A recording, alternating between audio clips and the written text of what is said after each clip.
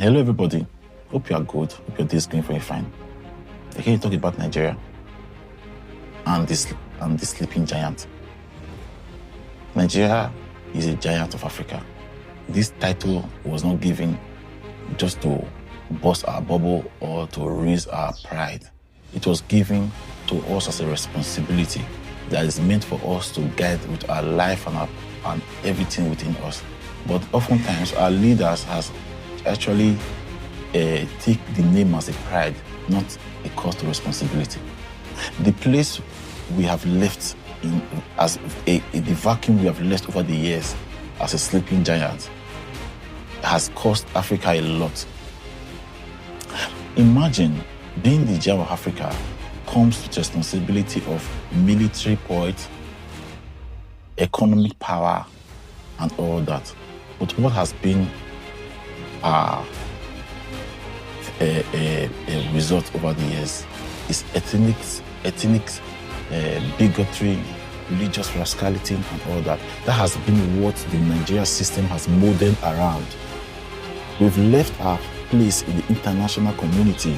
We've left our place, our seat in the Africa stage and the world stage, and we are busy fighting ourselves.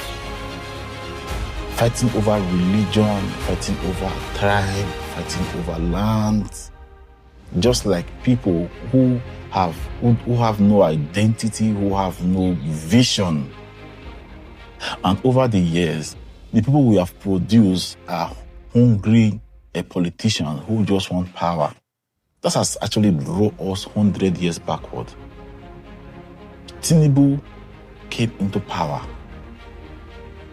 He actually helped Buhari into power. Buhari took 8 years from us as a people without no meaningful achievement. They came, all what with the Buhari administration left with us, Nigeria, was Fulani tribal militias, banditry.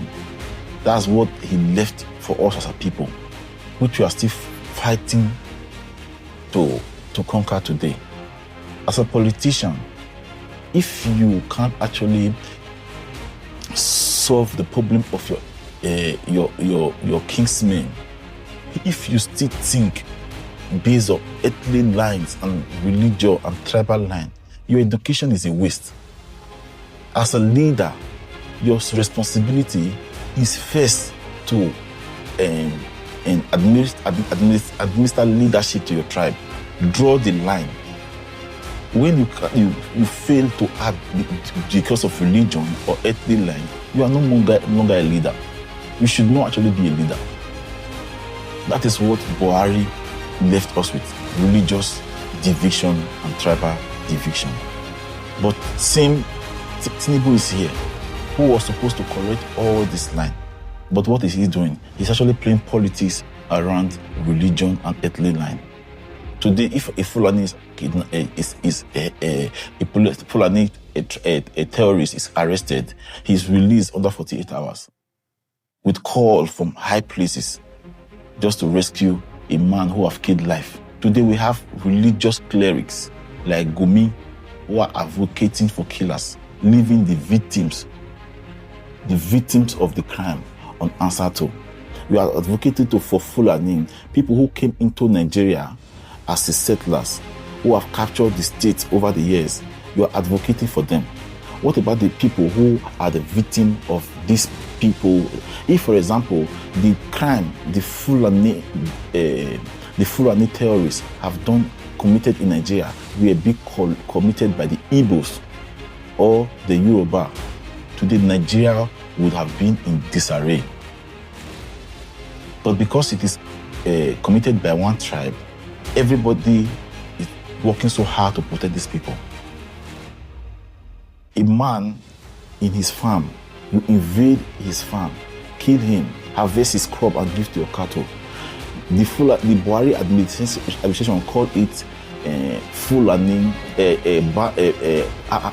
herdsmen and farmers clashes. You kill someone in his farm, you call it clashes. How can you actually define this? Like, this is what has brought us so low, and we have left our space in the international stage and in the Africa stage. The giant of Africa is busy fighting themselves.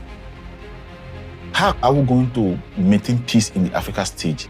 How are we going to have a voice in the Africa stage if we are still busy fighting ourselves? What is the future for us?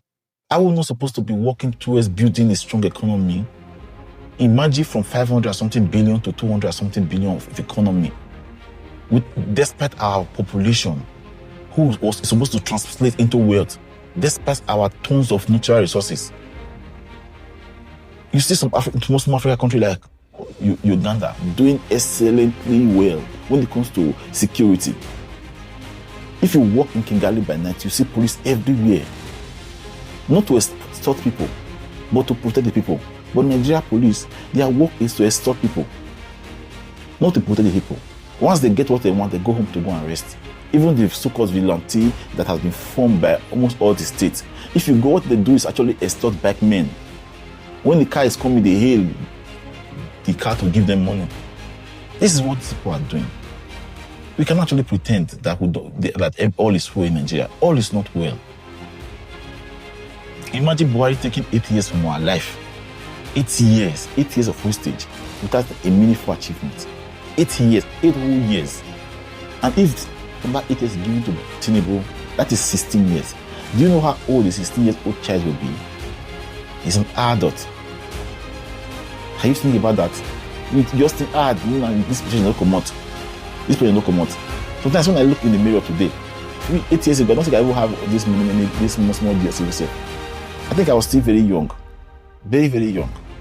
But today, I'm getting old every day. Every day I'm getting old. There are things I could do 10 years ago, jump for 8 years ago, but now I can actually jump like that or do a lot of things I used to do. That means we actually growing old every day. What we need now is a leadership, a visionary leader. Well, it is never too late for Tinubu to have a U-turn.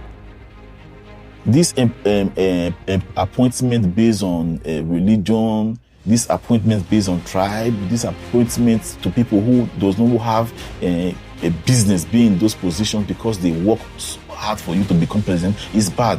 We must have people who actually have ideas in those positions. People who are idea-driven, people who have goals to better Nigeria. Those are the people who should be in those positions. That is the only way we can grow as a people.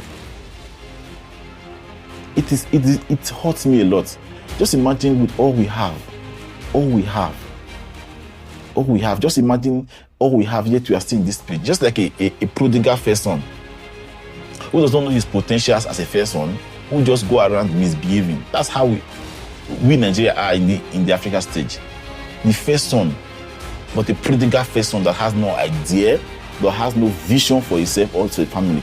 That's what we are. If you don't know us, no. You see politicians who just want power to oppress and all that, to carry people's wife. See politicians importing girls from Morocco, Algeria, living the best of life. Yet in Nigeria, the cow you have been milking for years is getting dry. You are not feeding the cow. No infrastructure development. You think infrastructure development is all about big houses and building? No.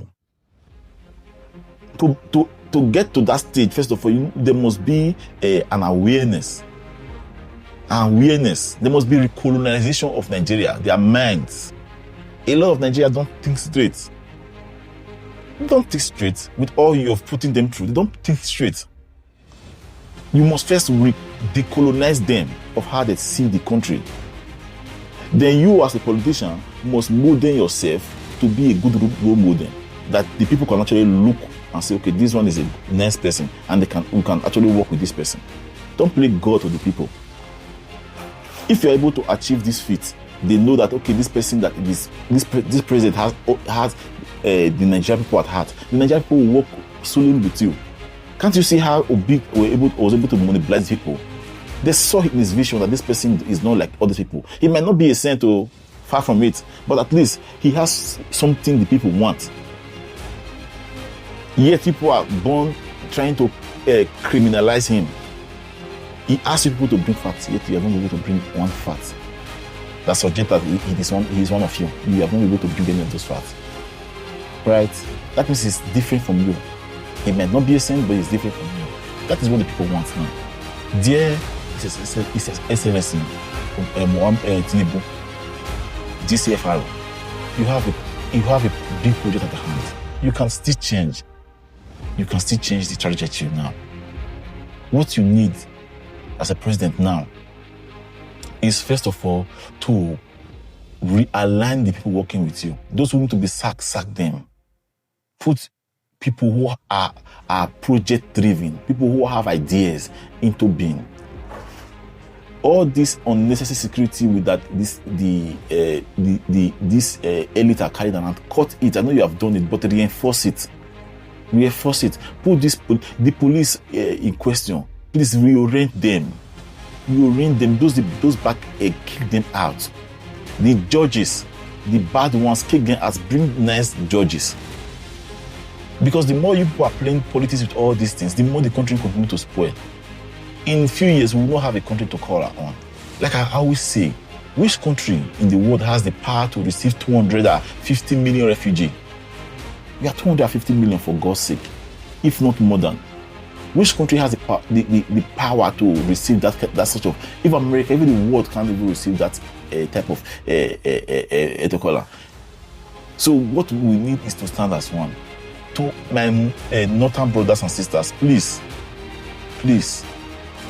Nigeria will not grow if people don't change your mindset. Nigeria will not grow. Nigeria is a secular state, not a religious state. Working so hard to make sure it is an Islamic state will do us no good, because there will continue to be war, there will continue to be destabilization until Nigeria is burnt into pieces, and there will be no winner. There will be no winner, because the South are 99% Christian, the East 99% Christian. The Southwest Yoruba are 78% Christian. Even in the North, you have like 30% Christian. What does that tell you? If we go by that calculation, no matter what happens, the best that can happen with Nigeria will be divided.